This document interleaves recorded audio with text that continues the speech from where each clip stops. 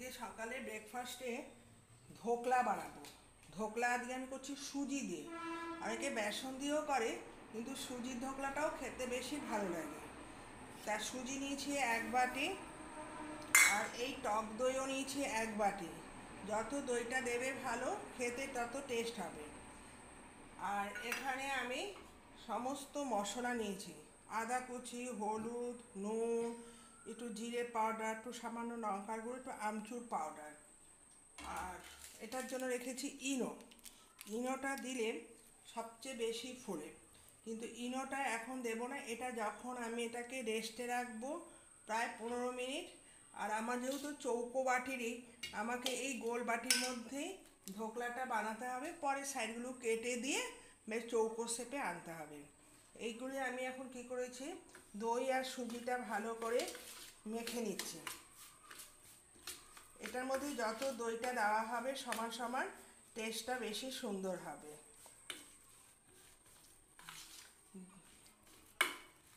এইবার আমি কি করছি, অল্প একটু জল দিয়ে দিচ্ছি।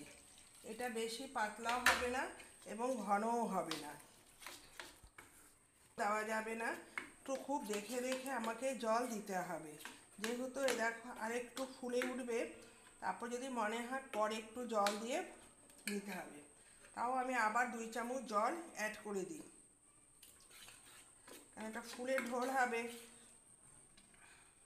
ব্যাস, এইবার আমি যে মশলাগুলো রয়েছে, এই মশলাগুলো আমি এর মধ্যেই রেখে দিয়ে দিচ্ছি।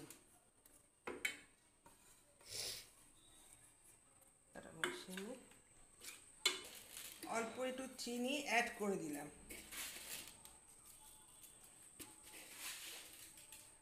উপকরণগুলো দেওয়া হয়ে গেছে, দেখো এর থেকে বেশি পাতলাও হবে না।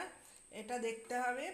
এটাকে রেস্টে রেখে তারপরে যখন এই বাটিতে অয়েল ব্রাশ করে দেব, তারপরে আমি তার সাথে একটু ইনোটা দিয়ে সাথে সাথে এই বাটির মধ্যে দিতে হবে।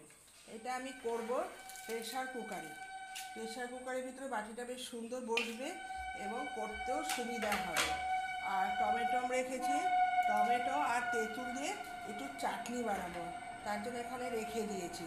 দেখো, মশলার ধোকলা খেতে দারুণ লাগে। এর মধ্যে তোমরা আরও যদি কিছু মনে করো মশলা দেবে, সেটা তোমাদের ব্যাপার। আমি যেহেতু সকালে ব্রেকফাস্টে বেশি কিছু মশলা অ্যাড করিনি।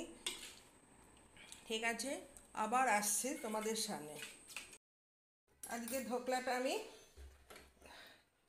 আমার যেহেতু চৌকো বাটি নেই, আমি এটা দিয়ে দেখলাম বেশ সুন্দর কুক হয়ে গেছে।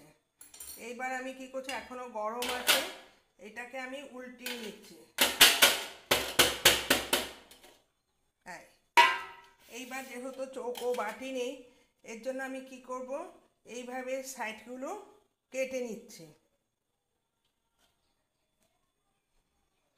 হয়তো সাইডগুলো একটু মধ্যে এই যে পিস পিস করে কেটে নিলাম।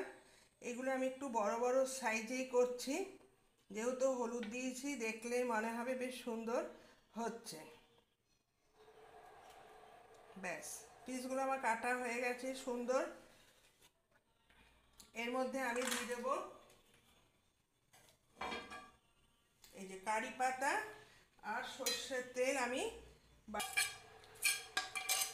এর মধ্যে একটু কারি পাতা আর একটু শুকনো লঙ্কা, এই ভাজা যে মশলাটা এর মধ্যে দিয়ে দিলাম, যাতে মশলাটা একদম এর ভেতর দিয়ে ঢুকে যায়। আর সর্ষেটা যেহেতু খাওয়া ভালো না, এই জন্য আমি সর্ষেটা গন্ধর মতন করে নিয়েছি। দেখো, সকালে ব্রেকফাস্টের জন্য তৈরি করা হলো।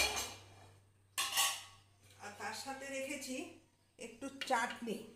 চাটনিটা আমি বানিয়েছি টমেটো আর তেঁতুল দিয়ে, দেখো, আর গুড় দিয়েছি। তার জন্য ধোকাটা তার এমনি এমনি খাওয়া যায় না, আর সম্বার বলো আর কিছু বানাইনি। এই চাটনি দিয়ে ধোকাটা বেশ ভালো লাগবে। এটা হচ্ছে আমার সকালে ব্রেকফাস্ট। এটা আমরা দুইজনে এক থালার মধ্যেই নিয়ে নেব, মা মেয়ে মিলে খেয়ে নেব।